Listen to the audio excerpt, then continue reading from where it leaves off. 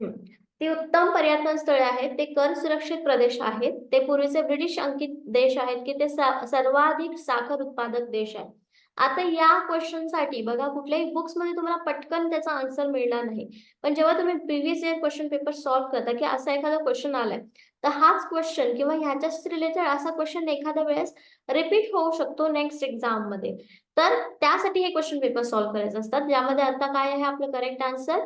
तर याचं बघा हे जे देश आहेत किंवा या सगळ्यांमध्ये साम्य असं आहे की they are known to be tax havens. ते कर सुरक्षित प्रदेश आहेत. त्या ठिकाणी टॅक्स जे आहेत ते जास्त मोठ्या प्रमाणावर नसतात. जे नॉर्मल टॅक्सेस असतात ते तिथे तुम्हाला दिसून येतात. ठीक आहे. स्लाइड दिसत नाहीये. ओके.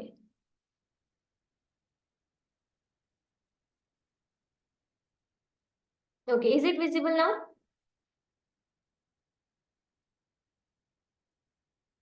ठीक आहे. परत एकदा क्वेश्चन सांगते.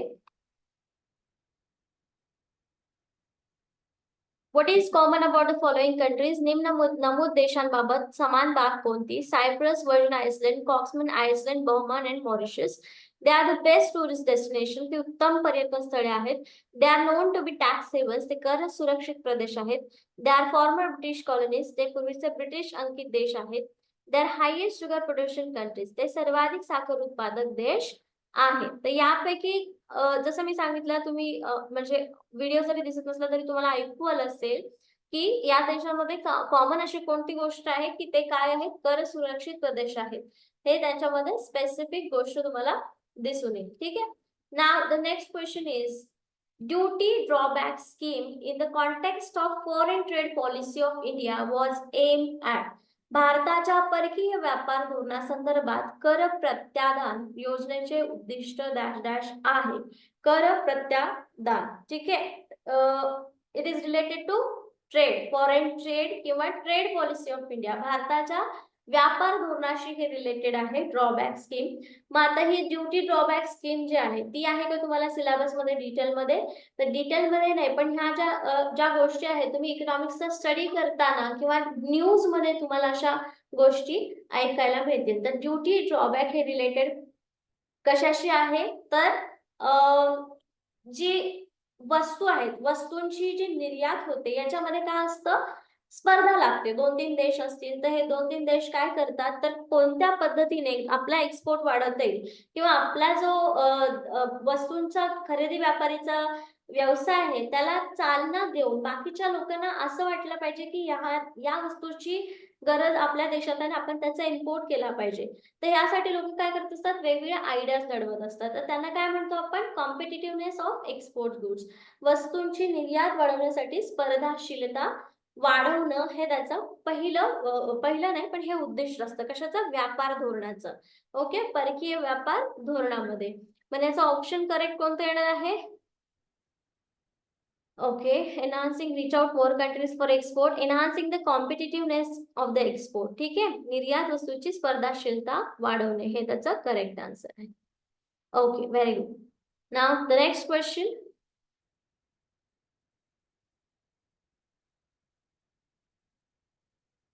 Okay. The principal function of foreign exchange market is.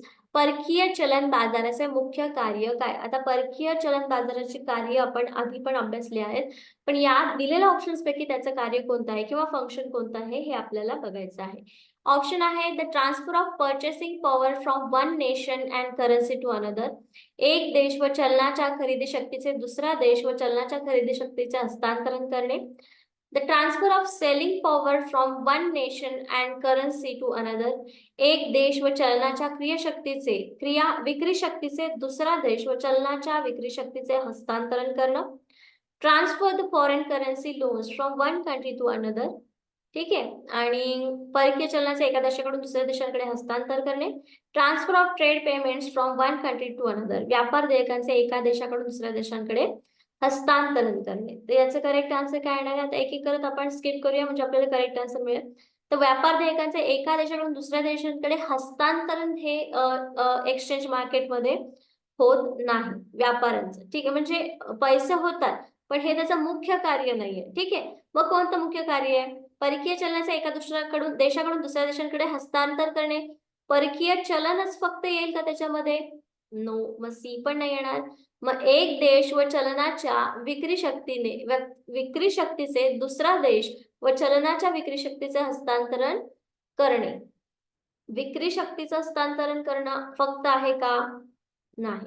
मग एक देश व चलनाच्या खरेदी शक्तीचे दुसरा देश व चलनाच्या खरेदी शक्तीचे हस्तांतरण करणे. प्रत्येक स्टेटमेंटमध्ये एक एक वर्ड मिसिंग होता, त्यामुळे हे तिन्ही ऑप्शन कसे होते? चुकीचे होते.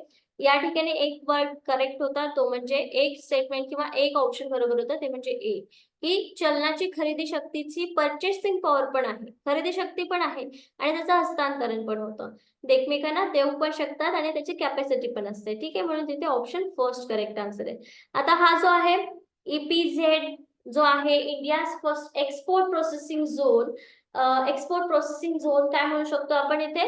ज्या ठिकाणी निर्यातीची प्रक्रिया केली जाते त्या क्षेत्राला. भारतामध्ये पण काय आहे? जसं स्पेशल इकॉनॉमिक झोन आहे जिथे बिझनेसेस कंपल्सरी केले जातात, तसंच एक्सपोर्ट साठी पण कंपल्सरी क्षेत्र आहे ज्या ठिकाणी एक्सपोर्ट केला जातो. तर इंडियाचा फर्स्ट एक्सपोर्ट झोन कोणत्या ठिकाणी सेटअप झाला होता? फॅक्च्युअल क्वेश्चन आहे. ऑप्शन ए नोएडा, ऑप्शन बी कांडला 1965, कांडला 1975 आणि सांताक्रूझ 1975. सो याचं डायरेक्टली आन्सर जर तुम्ही बघायला गेलात तर याचं करेक्ट आन्सर आहे ऑप्शन बी, कांडला 1965. आता कांडलाचे दोन ऑप्शन आहेत, बट मोर रिलेव्हंट जे आन्सर असणार आहे ते असणार आहे 1965. टू बी ऑनेस्ट, तुम्हाला अशा प्रकारचे क्वेश्चन्स जे आहेत ते पूर्णपणे रिमेंबर नाही होणार, आय नो. बट तुम्ही जसं जसं वाचाल, नोट्स वाचाल किंवा तुमच्या जवळ जे असणारे रेफरन्स बुक्स असतील ते जर रीड करत असाल, तर हे वाचता वाचता जिथं जिथं तुम्हाला क्लिक झालं असेल की बाबा हे असं आहे ते तसं आहे, तर क्वेश्चन बघितल्याबरोबर ते त्यावेळेला बरोबर आठवतं. ठीक आहे. Now the next question, the analysis of Heckscher and Ohlin theory is based on. Heckscher Ohlin सिद्धांताचं विवेचन कशावर घेतलेलं आहे? Option A absolute advantage on difference in factor endowment among following nations. विविध राष्ट्रांच्या घटक मुबलकतेतील सापेक्ष लाभ तफावती. त्याच्यानंतर comparative advantage on the difference in a factor endowment among the different nations. विविध राष्ट्रांच्या घटक मुबलकतेतील तुलनात्मक लाभ तफावती. त्याच्यानंतर absolute advantage on different in labour endowments among different nations.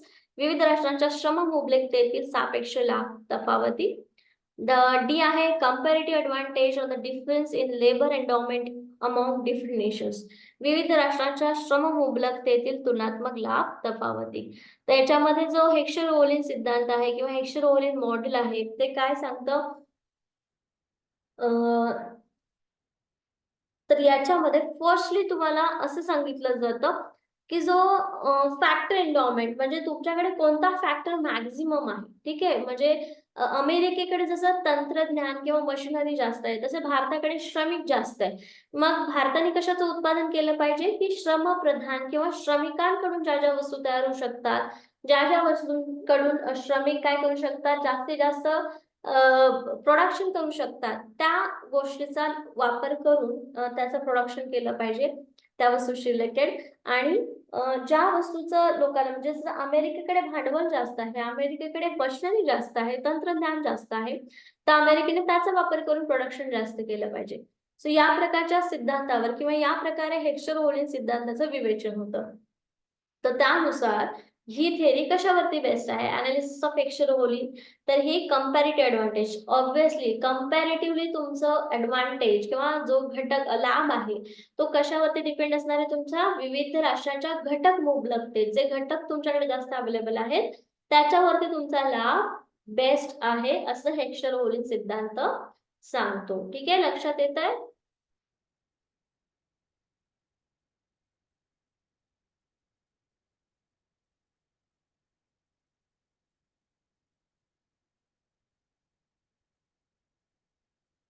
Okay.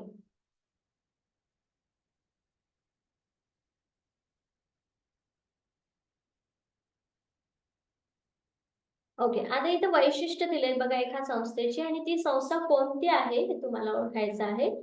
ठीक आहे.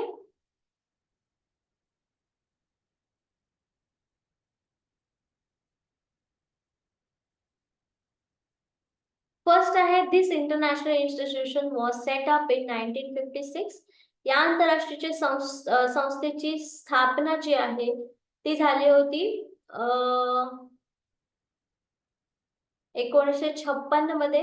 It is a part of World Bank group of institutions. ही संस्था जागतिक बँक समूहाचा संस्थेचा भाग आहे. याच्यावरून एवढं तर लक्षात आलं की हा जो भाग आहे किंवा ही जी संस्था आहे ती आपल्या पैशाशी रिलेटेड असणारी एक संस्था आहे. It gives loans and guarantees to member countries. ही सदस्य संस्था राष्ट्रांना कर्जे व हमी देऊ शकते. म्हणजे ही संस्थेची स्थापना, हे दोन जे काम आहेत ते कोणते कोणते बँक करू शकते? IMF पण करते, ठीक आहे. पण ही संस्था सदस्य राष्ट्रांना कर्जाची हमी देऊ शकते, हे पण बरोबर आहे. आंतरराष्ट्रीय नाणेनिधी. पण IMF चं ऑर्गनायझेशन किंवा एस्टॅब्लिशमेंट इयर काय आहे? अलीकडचं असणार आहे. त्यामुळे IMF ही नसणार आहे, ठीक आहे. ओके, मग दुसरा ऑप्शन कोणता आहे? IMF चं establishment year. What is the IMF establishment year? It is 119. Countries are connected to the IMF.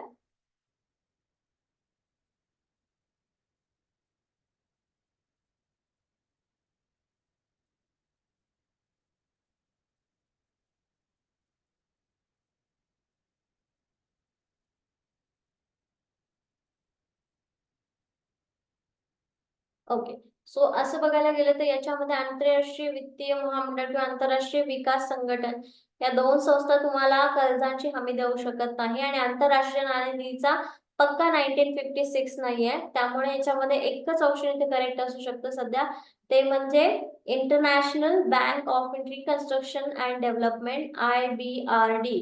IBRD संस्थेची वैशिष्ट्य आहेत ही संस्था. आता हे दोन, फक्त या दोन वैशिष्ट्यांवरून आपण IMF सांगू शकलो असतो, पण या एका याच्यावरून IMF नाहीये हे क्लिअर होतं आणि म्हणून आपण ऑप्शन बी देतो, ठीक आहे. बाकीचे दोन्ही तर कर्ज डायरेक्टली पुरवठा करणार नाही.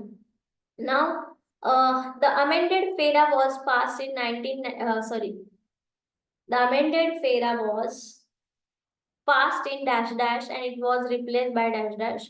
सुधारित फेरा कायदा डॅश डॅश मध्ये संमत करण्यात आला व त्या जागी डॅश डॅश कायदा असा अंमलात आलेला आहे.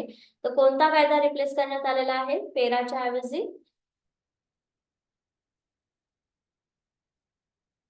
रिअल इस्टेटशी रिलेटेड आहे FERA. No sorry, financial exchange foreign exchange regulation act, right. FERA is Foreign Exchange Regulation Act. It was passed in dash dash. कधी पास झाला होता? तर 1973. 1973 हे तीन ऑप्शन दिसत आहेत आपल्याला. आणि यामध्ये मग एक तर आपल्याला 1973 हा तर पक्का झाला की 2 ते 3 ऑप्शन याच्यामध्ये दिसत आहेत. पण मग हा फेरा नंतर रेग्युलेशन ऍक्ट, या फेरा रेग्युलेशन ऍक्ट मध्ये बऱ्याचशा अशा अटी होत्या ज्या नॉर्मल कंट्रीजला ज्या आहेत त्या फुलफिल करता येत नव्हता. तर मग त्यांनी काय केलेलं आहे की फॉरेन एक्सचेंज मॅनेजमेंट ऍक्ट मध्ये त्याला रिप्लेस करण्यात आलेलं आहे. आणि मग त्याचं नाव आता काय झालेलं आहे? फेमा, ठीक आहे. फेमा झालेलं आहे नाव, foreign exchange management act. And the correct answer is, फेमाचं इयर कोणतं आहे? इस्टॅब्लिशमेंट इयर 1999, ठीक आहे. मग कुठला करेक्ट आन्सर असणार आहे? 1973 फेमा आणि 1999, ठीक आहे. हे आन्सर इथे बरोबर असणार आहे. 73 फेमा 1999. Very good, 1999.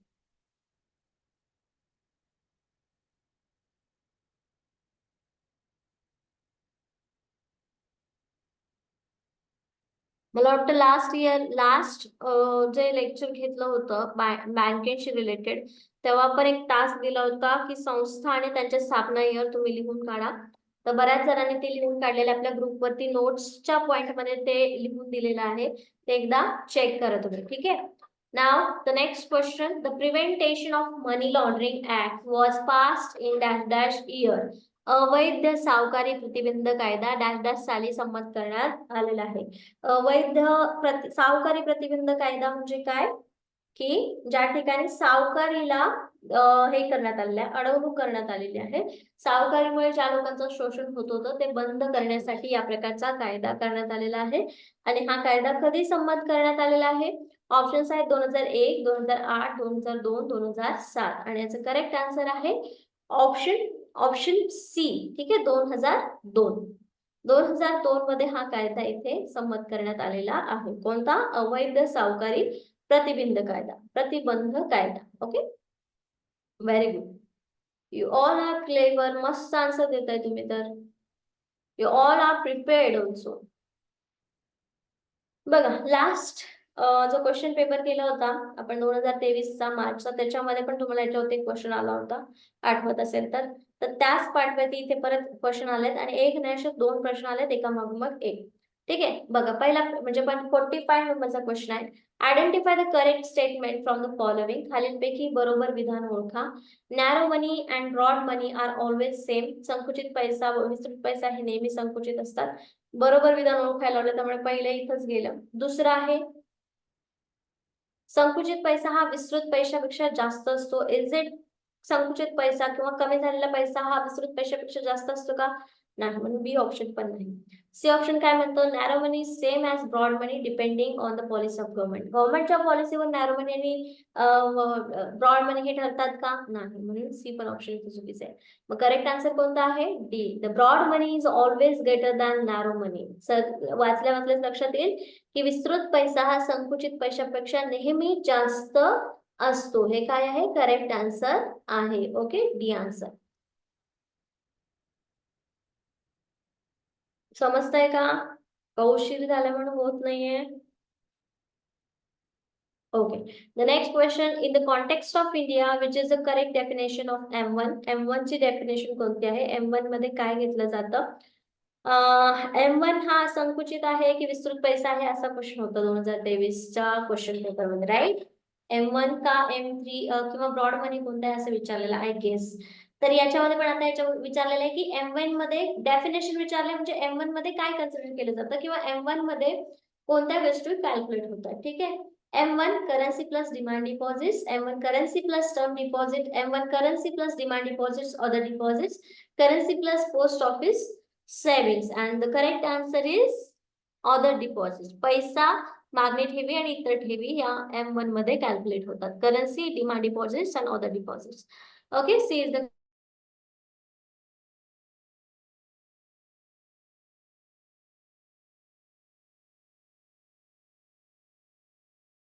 ओके. कुठे होतो मग आपण? तर ब्रॉड मनी आणि नॅरो मनी यांच्यामध्ये होतो. आणि M1 ही कशी ठेव आहे मग याच्यामध्ये? तर M1 ही करन्सी प्लस डिमांड डिपॉझिट आणि अदर डिपॉझिट या सगळ्यांचं मिळून M1 इथे कॅल्क्युलेट होतो. ठीक आहे, ऑप्शन सी इथे करेक्ट आन्सर आहे.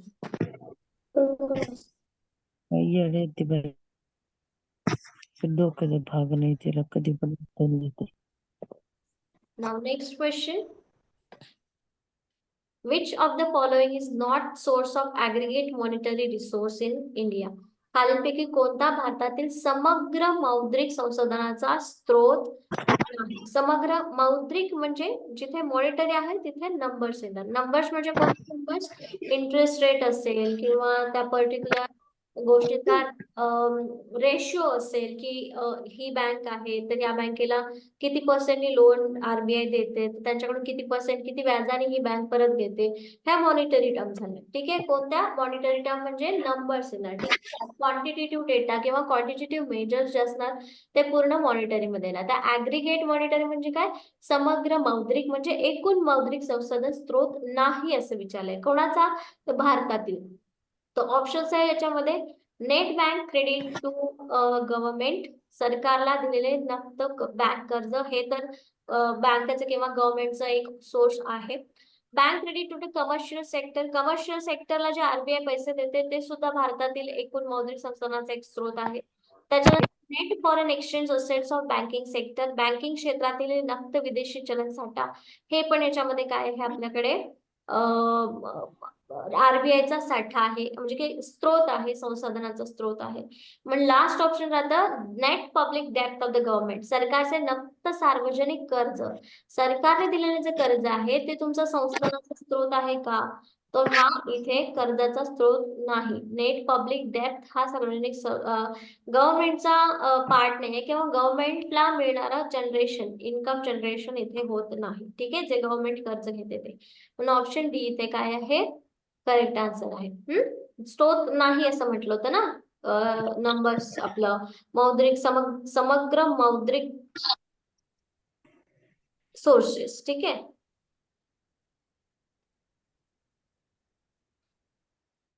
Now the next question.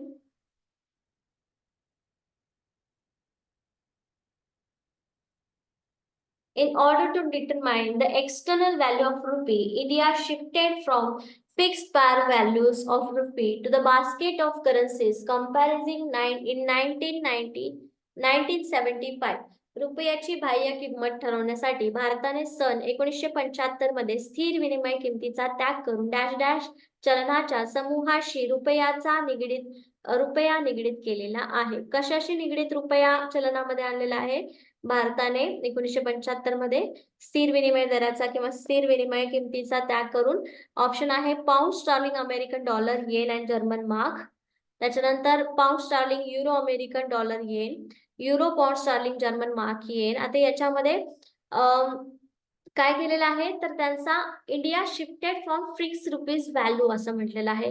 इंडियाने बाह्य किंमत ठरवण्यासाठी म्हणजे जो दुसरा देश आहे, ठीक आहे, भारतासोबत दुसरा देश आहे जो टायअप करतोय किंवा त्यांच्याकडून कॅश जे आहे ते फ्लो होणार आहे, ती ठरवण्यासाठी काय केलेलं आहे, त्यात किमतीचा त्याग केलेला आहे. म्हणजे स्थिर विनिमय दर म्हणजे काय, तर तुम्ही कुठल्याही देशाचं चलन आणू दे, त्याच्या बदल्यात तुम्हाला 7च रुपये मिळतील, 60च रुपये मिळतील, 20च रुपये मिळतील. हा काय आहे, स्थिर विनिमय दर आहे. तर या पद्धतीचा त्याग केला 1975 मध्ये आणि डॅश डॅश या चलनांच्या समूहाशी रुपया निगडीत केलेला आहे. तर कोणते कोणते चलन याच्यामध्ये आहेत आणि त्याचे काय आहे, आपली क्रोनॉलॉजी आपण इथे कन्सिडर करणार आहे की कशा कशा आपण काय केलेलं आहे, किंमत समूहाशी निगडीत केलेलं आहे. ठीक आहे. तर ऑप्शन आहे त्याच्यामध्ये पाऊंड स्टर्लिंग, अमेरिकन डॉलर, येन आणि जर्मनी मार्क. तर याच्यामध्ये फर्स्ट ऑप्शन आपलं करेक्ट आहे याच्यामध्ये बघायला गेलं तर, कारण ह्या सगळ्या चलनांशी रुपया कसा आहे निगडीत केलेलं गेलेला आहे सुरुवातीमध्ये. ठीक आहे. याच्यामध्ये युरो नाहीये. ठीक आहे. त्याच्यानंतर याच्यामध्ये पण युरो आलेला आहे, त्या बी ऑप्शन मध्ये युरो आलेला आहे त्यामुळे बी नाहीये. युरो सी मध्ये पण आलेला आहे त्यामुळे युरो नाहीये. ठीक आहे.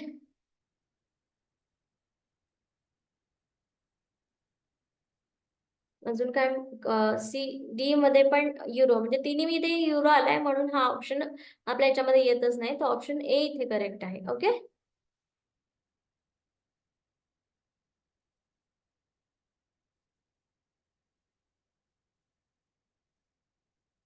That's what I am telling. Disconnect झाला तर लॅपटॉपचा इश्यू आहे, तो मध्येच बंद होतोय, टेक्निकल इश्यू आहे. And I have to give it for repairing. On this Sunday I will give for repairing. ठीक आहे. ओके. नेट नेट इन्कम म्हणजे मी तुम्हाला सांगितलेलं आहे की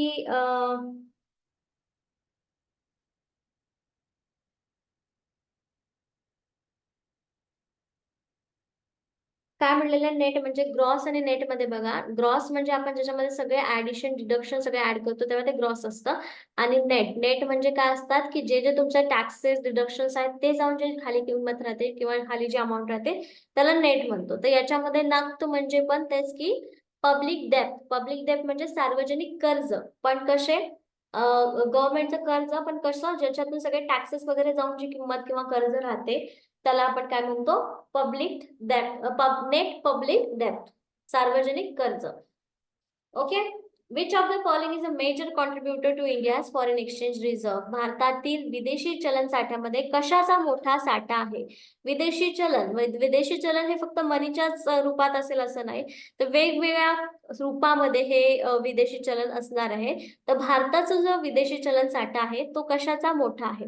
ऑप्शन आहे सोने, त्याच्यानंतर एसडीआर, ठीक आहे, foreign exchange, foreign currency assets, चलन मालमत्ता, एडीआर्स. ठीक आहे. तर याच्यामध्ये एसडीआर म्हणजे काय असू शकतात की जे तुमचे काय म्हणतात आपण त्याला,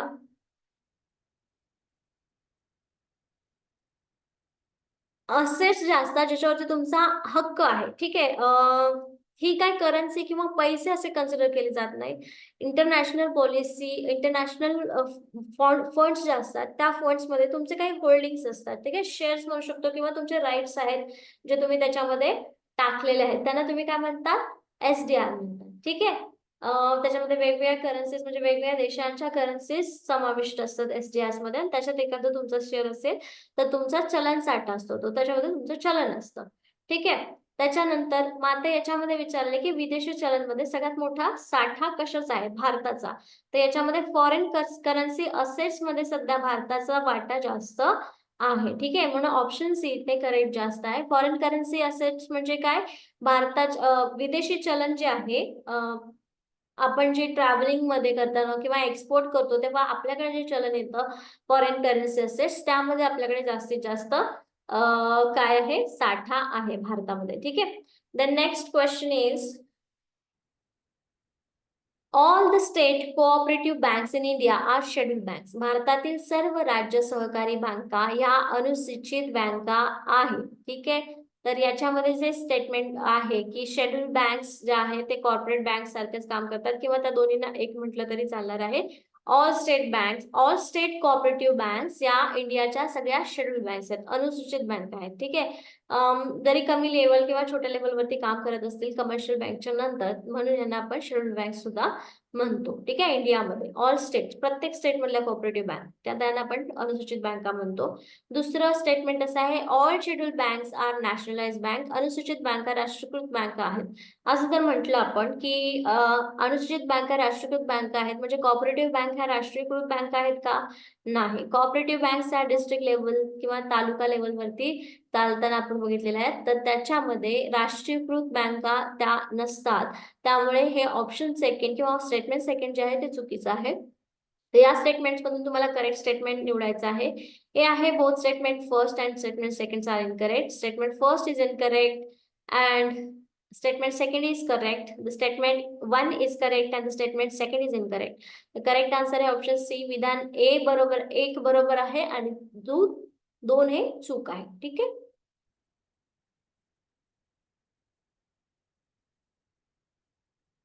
येस, कितवा क्वेश्चन होता आपला,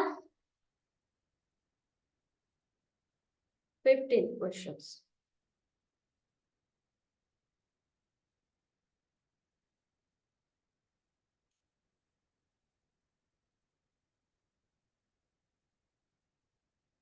okay okay. SDRs means special drawing rights and ADRs means American Depository Receipts. म्हणजे जशा पद्धतीने SDRs काम करतात शेअर्स असल्यासारखं, तसंच हे ADRs अमेरिकेमध्ये काही शेअर्स तुमचे असतील, असेट्स मध्ये शेअर्स असतील तर ते दाखवतात, ते डिनोट करतात, ठीक आहे. जे डिजिटली असतात ते फिगर किंवा त्याची अमाऊंट असते करन्सीची म्हणा किंवा त्या पर्टिक्युलर वस्तूची व्हॅल्यू म्हणा, हे कशामध्ये असते तर डिजिटली शो केलेले असते आणि ते असते तुम्हाला, ठीक आहे. Then next question, which of the following items is excluded from the concept of money supply in India? खालीलपैकी कोणता घटक भारतातील पैशाच्या पुरवठ्याच्या संकल्पनेतून वगळला आहे? Option A, coins of all डिनॉमिनेशन्स, सर्व मूल्याची नाणी. 1 रुपी कॉइन अँड नोट्स, 1 रुपयाचे नाणी आणि नोटा. Demand deposits in commercial banks, व्यापारी बँकांमधील मागणी. Coins and currency notes held by the commercial bank, व्यापारी बँकांजवळील नाणी आणि चलनी नोटा. त्याच्यामध्ये कोणता आयटम एक्सक्लूड केलेला आहे मनी कन्सेप्ट मध्ये, इंडियाच्या म्हणजे भारताच्या पैशाच्या पुरवठ्याच्या संकल्पनामधून वगळलेला आहे, म्हणजे त्याला पैशाचा पुरवठा म्हटलं जात नाही. तर ते आहे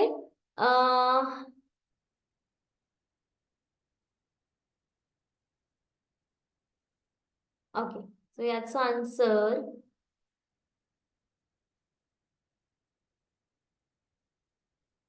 सर्व मूल्यांची नाणी आपण ह्याच्यातून वगळला आहे म्हटले, तर ते तर घेतो आपण. व्यापारी बँकांजवळील नाणी आणि नोटा आपण कन्सिडर करत नाही. जे मार्केटमध्ये ऍक्च्युअली पैसा फ्लो होतोय त्याचं कॅल्क्युलेशन आपण करतो की ह्यांच्याकडे जे व्यापारी बँकांमधले जे पैसे अवेलेबल आहेत ते काही डायरेक्टली तुम्ही युज करू शकत नाही, म्हणजे गव्हर्नमेंट जे युज करू शकतो तसं तुम्ही मागणी करण्यासाठी युज करू शकता का, जर ते बँकेमध्ये असेल तर.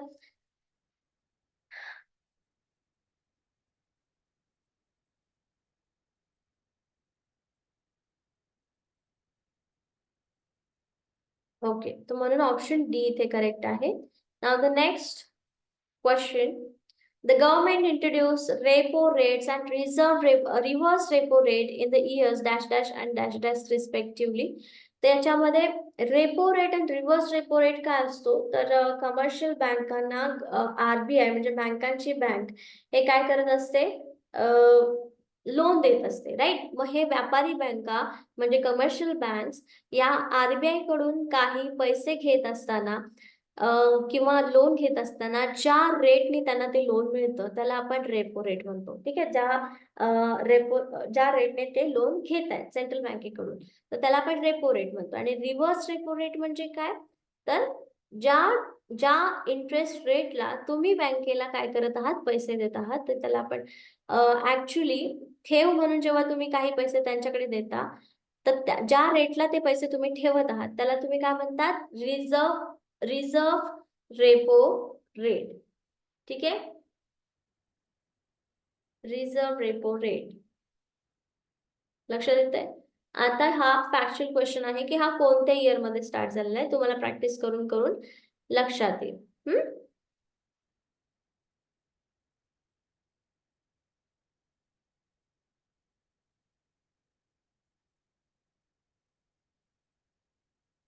तर याचं करेक्ट आन्सर आहे, let me think on it. The correct answer is, this is 96.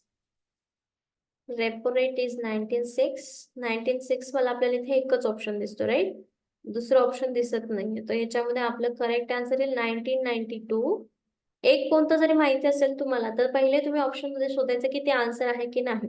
ते जर आन्सर ऑप्शन मध्ये तुम्हाला कन्फर्म आहे की हे 1996 आहे, तर तुम्ही 1996 सोबत जे कुठलं असेल ते तुम्ही डोळे झाकून त्याचा आन्सर देऊ शकता, बिकॉज त्याच्यामध्ये करेक्ट आन्सर एकच असेल तर. But only and only if you have confidence about 100% of this answer, then only you can apply this trick. ठीक है. Then next question is, RBI constituted a committee on Euler capital account convertibility in 2006, namely 2006 मध्ये भारतीय reserve बँकेने भांडवली खात्यावरील पूर्ण परिवर्तनीयतेवरती dash dash समिती स्थापन केली होती. भांडवली खातं म्हणजे कोणतं, कॅपिटल अकाउंट, ज्यामध्ये तुम्ही काय करता, जे तुमचे वस्तू असेट्स आहेत, ठीक आहे, त्या वस्तू असेट्स आहेत ज्या तुम्ही भांडवली म्हणजे काय, कॅपिटल म्हणजे काय, जे तुम्ही इन्व्हेस्ट करता आणि त्याच्यातून तुम्हाला इन्कम मिळतं, तर ते भांडवली खातं आहे की ज्याच्यामध्ये तुम्ही इन्व्हेस्ट करण्यासाठी जे पैसे आहेत ज्याच्यातून तुम्हाला इन्कम मिळणार आहे त्याची परिवर्तन करतं. म्हणजे काय, कन्व्हर्जन करणं. ह्याच्यासाठी एक समिती आली होती जी भांडवली वस्तूला किंवा भांडवली खात्यामधील पैसे दुसऱ्या ठिकाणी परिवर्तन करू शकते इन्कमसाठी किंवा राष्ट्राच्या कल्याणासाठी. तर ती समिती कोणती होती? Option A R Gandhi committee, second Tarapur committee, M Narasimha committee, first Tarapur committee.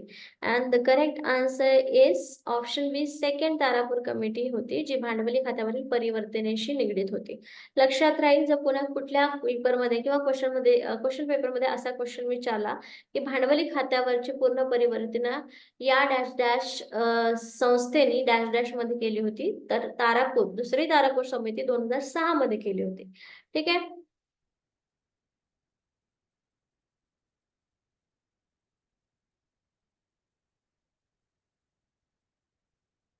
काय नाही समजलं?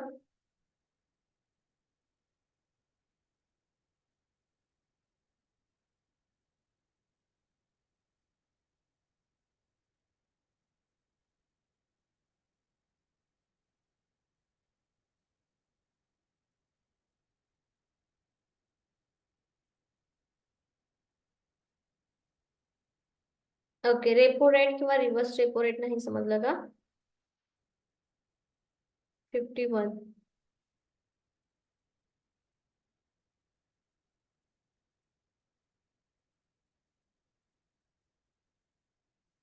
पैशाचा पुरवठा म्हणजे पैशाचा सप्लाय जो आहे तो मार्केटमध्ये किती आहे आपण ओळखतो. म्हणजे ऍक्च्युअल मध्ये व्यापारी बँकांजवळ किती नाणी आणि किती नोटा आहेत हे कॅल्क्युलेशन मध्ये घेतात का? पैशाचा सप्लाय किंवा पैशाची अवेलेबिलिटी मोजायला ते पैसे जोपर्यंत बँकांमधले पैसे लोकांच्या हातात जात नाही तोपर्यंत ते पैसे पैसे आहेत का? जर या व्यापारी बँकांमधले पैसे कुठल्याच लोकांच्या हातात गेले नाहीत तर त्याला उपयोग आहे का? त्या नाणी नोटांना काही व्हॅल्यू आहे का? नाही. मग पैशाच्या पुरवठ्याच्या संकल्पनेत त्यांना इन्क्लूड करण्यासाठी ते लोकांच्या हातात जाणं गरजेचं आहे. आणि इथे आपल्याला विचारलेलं आहे की कोणत्या ह्या पैशाच्या पुरवठ्याच्या संकल्पनेमधून कोणता घटक वगळलेला आहे? तर हा घटक वगळलाय जो व्यापारी बँकांच्या हातात असतो किंवा त्यांच्या जवळ असतो. ज्या नाणी आणि नोटा कमर्शियल बँकांकडे आहेत जे यूजच होत नाहीये त्याच्यासाठी हे पैशाच्या पुरवठ्यामध्ये कन्सिडर होत नाही. ठीक आहे. Now the next question. NABARD was established in 1982 and it took over the functions of former Agricultural Finance Refinance Development Corporation. ठीक आहे. नाबार्डची स्थापना 1982 मध्ये झाली होती. याच्यामध्ये फर्स्ट स्टेटमेंट तर इथे करेक्ट आहे की 82 मध्ये याची स्थापना झाली होती. दुसरं स्टेटमेंट असं आहे NABARD and national housing bank that is NHB are free finance institutions. या दोन्ही इन्स्टिट्यूशन्स कशा आहेत? फ्री फायनान्स इन्स्टिट्यूशन्स आहेत. What can you say this statement? या विधानांबद्दल काय म्हणाल? कोणतं स्टेटमेंट बरोबर आहे कोणतं स्टेटमेंट खोटं आहे? तर याच्यामध्ये बघायला गेलं तर दोन्ही स्टेटमेंट बरोबर आहे. तर आपल्याला असं ऑप्शन शोधायचं आहे ज्याच्यामध्ये दोन्ही स्टेटमेंट्स करेक्ट आहे असं सांगितलेलं आहे. तर ऑप्शन फर्स्ट मध्ये एक स्टेटमेंट चुकीचं म्हटलंय त्यामुळे हे नाही येणार. त्याच्यामध्ये second first and both the statements right. The second will be the correct answer. Option B विधान 1 आणि विधान 2 दोन्ही बरोबर आहेत. त्यामुळे बी आन्सर इथे करेक्ट आहे. Now the last question for today, I'm taking this 55 number question. Fiscal consolidation refers to improving the quality and effectiveness of dash dash. वित्तीय दृढीकरण करणे म्हणजे dash dash होय. तर public revenue, resource mobilisation, public expenditure and resource mobilisation आणि direct taxes. वित्तीय दृढीकरण. दृढीकरण हे चांगलं असतं. गुणवत्ता आणि कार्यक्षमतेमध्ये सुधारणा करणे होय. तर कशामध्ये सुधारणा करणे नेमकं? ऑप्शन्स आहेत सार्वजनिक महसुलाची, resource mobilisation, public expenditure, resource mobilisation म्हणजे सार्वजनिक खर्च आणि साधनसामग्रीची सुसज्जता करणे आणि प्रत्यक्ष करांची सुधारणा करणे म्हणजे वित्तीय दृढीकरण. दृढीकरण करणे म्हणजे स्ट्रॉंग बनवायचं. ठीक आहे. फिस्कल पॉलिसी किंवा वित्तीय जी संस्था आहे आपली ती स्ट्रॉंग बनवायची. मध्ये कधी होऊ शकतं? सार्वजनिक खर्च आणि साधनसामग्रीला सुसज्ज करू त्यावेळेस. म्हणून ऑप्शन सी याच्यामध्ये करेक्ट आहे 55 नंबरच्या क्वेश्चनचं. Okay. Is there any doubt in then? आतापर्यंत कोणाला काही डाऊट?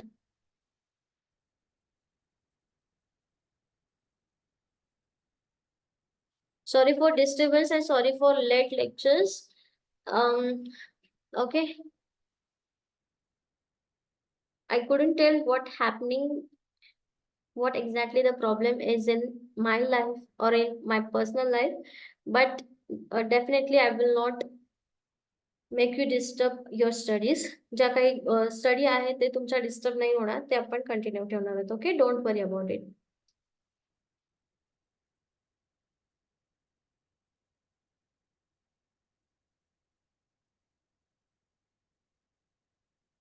ओके, अजून किती वेळ झालाय? आपण किती वाजता स्टार्ट केले lecture?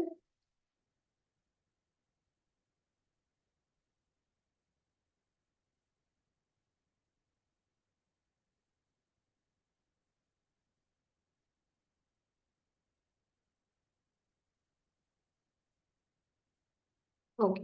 Which one of the following is not an example of transfer payment by government? Government कडून जे ट्रान्सफर पेमेंट आपण हस्तांतरित प्रदानाचे उदाहरण नाहीये हे सांगितलेलं आहे. ऑप्शन आहे salary of president of India, pension, रोजगारी भत्ता आणि असंघटित क्षेत्रातील श्रमिकांसाठी निवृत्ती वेतन, pension for workers in unorganise sector. इथे शासनाने केलेल्या हस्तांतरित प्रदानाचे उदाहरण आहे. हस्तांतरित प्रदानाचं उदाहरण नाही म्हणजे काय?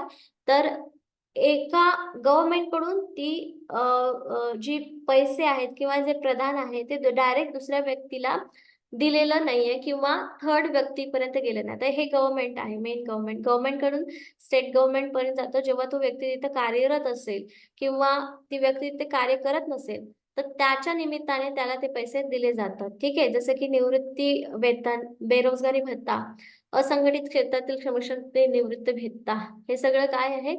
या क्षेत्रामध्ये हस्तांतरित प्रदान आहेत. बट भारताच्या राष्ट्रपतीचं वेतन हे मात्र याच्यामध्ये काय आहे? प्रदानाचं उदाहरण नाही. This is not a transfer payment. Transfer payment हे पेन्शन, अनएम्प्लॉयमेंट अलाउन्स आणि पेन्शन वर्कर्ससाठी दिला जातो. अशा पेमेंट्सला आपण ट्रान्सफर पेमेंट्स म्हणतो. ठीक आहे, गव्हर्नमेंट ट्रान्सफर पेमेंट, ना की सॅलरी. राष्ट्रपतीचं वेतन किंवा दुसरे कुठलेही जे आमदार खासदार त्यांचं काही वेतन असेल तर त्यांना पण आपण हस्तांतरित वेतन म्हणत नाही किंवा हस्तांतरित पेमेंट असं म्हणत नाही. The next is 57 question. The twin deficit problem means a country having, जुळ्या तुटीची समस्या म्हणजे एखाद्या देशात डॅश डॅश असणे होय. Option A high fiscal deficit आणि हाय रेव्हेन्यू डिफिसिट. देन उच्च वित्तीय तूट आणि उच्च महसुली तूट. हाय फिस्कल डिफिसिट आणि हाय गव्हर्नन्स डिफिसिट. उच्च वित्तीय तूट आणि उच्च शासकीय तूट. हाय फिस्कल डिफिसिट आणि हाय प्रायमरी डिफिसिट. उच्च वित्तीय तूट आणि उच्च प्राथमिक तूट. हाय फिस्कल डिफिसिट आणि high current account deficit in balance of payment. उच्च वित्तीय तूट आणि व्यापार तोलातल्या चालू खात्यावरील तूट. त्याचं करेक्ट आन्सर जे आहे ते आहे ऑप्शन डी, हाय फिस्कल डिफिसिट. इथं वित्तीय तूट पण कशी आहे? हाय आहे. आणि तुमचं चालू खात्यावरील डिफिसिट जे आहे ते सुद्धा कसं आहे? या ठिकाणी हायच आहे. दोन्हीही पद्धतीमध्ये इथे हाय आहे. दोन्हीकडे डेफिशिटच आहे, तूटच आहे आणि दोन्ही खात्यावरती हे जास्त मोठ्या प्रमाणावर आहे, हाय आहे. म्हणून याला जुळ्या तुटीची समस्या म्हणतात. ठीक आहे. व्यापार तोलातल्या चालू खातं जिथे तुमचे इम्पोर्ट एक्सपोर्टचं कॅल्क्युलेशन्स होतं आणि नॉर्मल जे कॅल्क्युलेशन्स येतात टॅक्स, सॅलरीज, पर्सनल इन्कम वगैरे वगैरे, तर त्याचं सुद्धा आपण हे काय म्हटलेलं आहे? कॅल्क्युलेशन्स इथे घेतलेले आहेत. ठीक आहे. ठीक आहे, 60 क्वेश्चन्स मी करते. The increase in civilian expenditure share has been fueled largely by dash dash. नागरी खर्चाच्या वाट्यातील वाढ मुख्यत्वे डॅश डॅश यामुळे झालेली आहे. कशामुळे वाढलेली आहे? सिव्हिलियन एक्सपेंडिचर किंवा जे खर्च आहे तुमची नगरपालिका, ग्रामपंचायत या ठिकाणचे जे खर्च आहेत ते कशामुळे वाढलेले आहेत? तर हे वाढलेले आहेत. ऑप्शन ए संरक्षण खर्चाच्या गरजा, व्याजदर, प्राथमिक तूट, सामाजिक सुरक्षा आणि कल्याण कार्यक्रम. कशामुळे वाढलेले आहेत सांगा बरं जरा. Very good. Correct answer is option D. सामाजिक सुरक्षा खूप महत्वाची आणि वेलफेअर प्रोग्राम्स यामुळे याच्यामध्ये एक्सपेंडिचर वाढले. एक्सपेंडिचर वाढले म्हणजे काय? तुमच्यावरती म्हणजे तुमच्या आमच्यावरती सोसायटीवरती खर्च केला जातो आणि त्या सोसायटीवरच्या खर्चामध्ये काहीतरी वेलफेअर होतं. ठीक आहे. Then the next question is The law of rising public expenditure was advanced by, वाढत्या सार्वजनिक खर्चाचा नियम डॅश डॅश यांनी मांडलेला आहे. ऑप्शन आहे Adam Smith, Paul Samuelson, Adolph Wagner, Wiseman and Peacock. हे ऑप्शन्स आहेत. आता हा पण एक फॅक्च्युअल क्वेश्चन आहे की डायरेक्ट थेरी किंवा एक टर्म आहे law of rising public expenditure, right? तर हे कोणी दिलेलं आहे असं विचारलेलं आहे. तर याच्यात करेक्ट आन्सर जे आहे ते ऑप्शन सी आहे, ॲडॉल्फ वॅगनर यांचं. याला स्टेट ऍक्टिव्हिटी वाढवणं असं पण म्हटलं तर या लॉला the law of increasing state activity म्हणजे राष्ट्रीय ऍक्टिव्हिटीला काय म्हणू शकतो आपण की तुमच्या कार्य वाढवण्याची नियम असं पण म्हटलं जातं. ठीक आहे. जसं नॅशनल इन्कम वाढतं तुमचं तसं नॅशनल एक्सपेंडिचर पण वाढतं. नॅशनल इन्कम वाढतं म्हणजे काय? तर प्रत्येकाचं इन्कम पण वाढतं आणि नॅशनल इन्कम वाढता वाढता सार्वजनिक खर्च सुद्धा वाढतो. म्हणजे 2 व्यक्ती आहेत तर दोघांचं इन्कम जे आहे नॅशनल इन्कम ते कमी दिसेल. पण जेव्हा 4 व्यक्ती 5 व्यक्ती होतील तेव्हा तुमचं नॅशनल इन्कम वाढलेलं दिसेल. पण यांच्यासाठी दिला जाणारा जो इन्फ्रास्ट्रक्चर आहे किंवा फॅसिलिटीज आहेत त्या देण्यासाठी तुमचा सार्वजनिक खर्च सुद्धा वाढतो असं या खर्चाच्या नियममध्ये सांगितलेलं आहे. Now this is last question. Government expenditure on education and health is considered as expenditure on. शिक्षण आणि आरोग्यावरील शासकीय खर्चास डॅश डॅश वरील खर्च असे म्हटले जाते. ऑप्शन्स आहेत नॉन मेरिट गुड्स, अवगुण वस्तू, मेरिट गुड्स, गुण वस्तू, क्लब गुड्स, रेबल गुड्स, प्रतिस्पर्धी वस्तू. एकदम सिम्पल क्वेश्चन आहे 60 नंबरचा. नॉर्मली पण तुम्हाला आन्सर येऊन जाईल याचा. काय करेक्ट आन्सर असेल याचं या लास्ट क्वेश्चनचा आन्सर द्या आजच्या दिवसासाठी.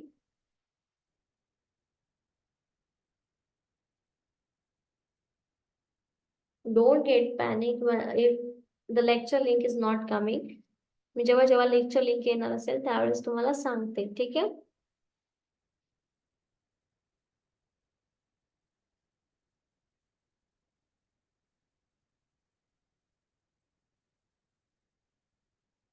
Okay, very good, very good. I appreciate all. The correct answer is merit good. Merits good म्हणजे गुणवस्तू. जर तुम्हाला इकडे नाही समजलं तर तुम्ही इकडे वाचूनही सांगू शकता की शिक्षण आणि आरोग्य महत्त्वाच्या गोष्टी आहेत. आणि शासन जर याच्यावरती खर्च करत असेल तर त्याला आपण काय म्हणतो? गुणवस्तू म्हणतो. ठीक आहे? Okay? Okay, that's it for today. Thank you for today's session. Is there any doubt?